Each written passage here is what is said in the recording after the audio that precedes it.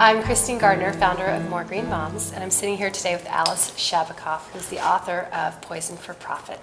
And Alice, I would love to know, some insight as to what made you decide to write this book.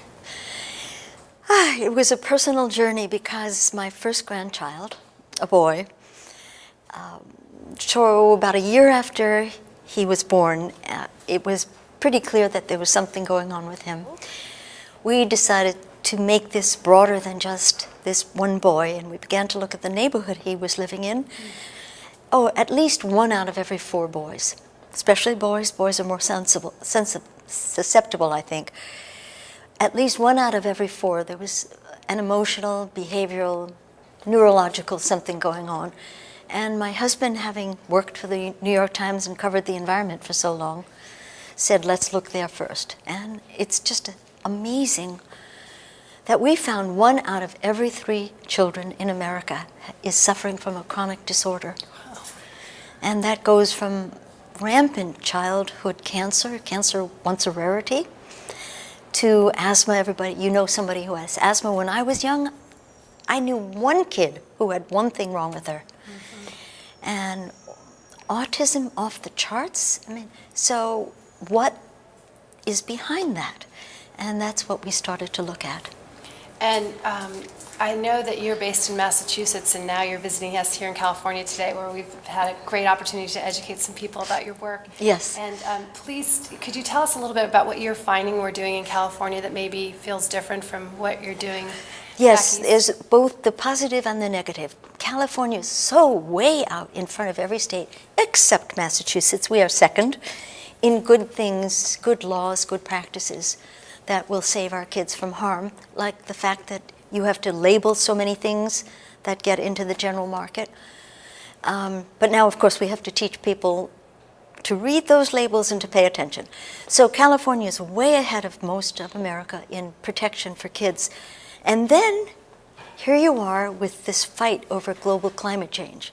Okay, what does global climate change have to do with my child?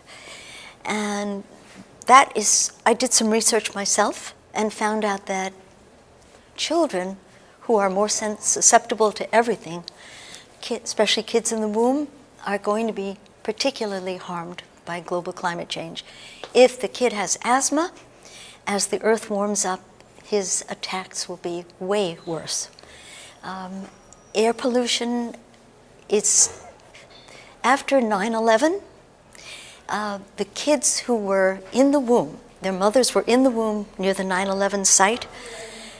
A school, Columbia University, started to track their behavior, their growth. They are way, way behind their peers in terms of behavior, IQ, and growth. So that is going to happen with global climate change. Air pollution will get worse, and all of our kids will be like the kids exposed during 9/11. Pretty bad. So you're saying, in other words, that this Prop 23 effort coming in from Texas oil money and the Koch brothers is really money that we need to pay attention to and fight back as citizens and not allow Prop 23 to overturn our climate change. Global climate change is not just some kind of far-off issue that you don't have to pay attention to. It will harm your kids. And nobody seems to realize how immediate a threat that is to our children. And you, California, are going to be the guinea pig. So we need to pay attention. You need to, yes, you need to work your butt off against Prop 23 and other things that are, all of the practices, all of the corporate practices, and the Gulf oil spill was just like a symbol of everything that is harming our economy and harming our children. Are there any kind of key points that you would make to parents who are really trying to learn more about the issues that you've written about in your book, about how we can make better choices, how we can become better informed, other than, of course, reading your book? First, you have to read the book, Poison for Profits, and at the end, we have this easy appendix of how to protect your kid. You know, not a book long, just an appendix. But basically, there is an incredible amount of information out there. If you care to start protecting your child, there's no better place than the web to start. That's And probably partially part of the problem. There's just so much out there Maybe that I there's- find that yeah. weeding through it has been a challenge for people who are really trying to become more informed. So where you've aggregated some of those resources could be very helpful. yes, Groups like the Environmental Working Group, Center for Environmental Health, Campaign for Safe Cosmetics. I Yes. think you've worked with all of those. and they each have wonderful databases.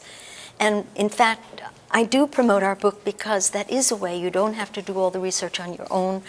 We sifted through it all and we present it to you in an easy to digest form. And God, if you're a parent, you need that.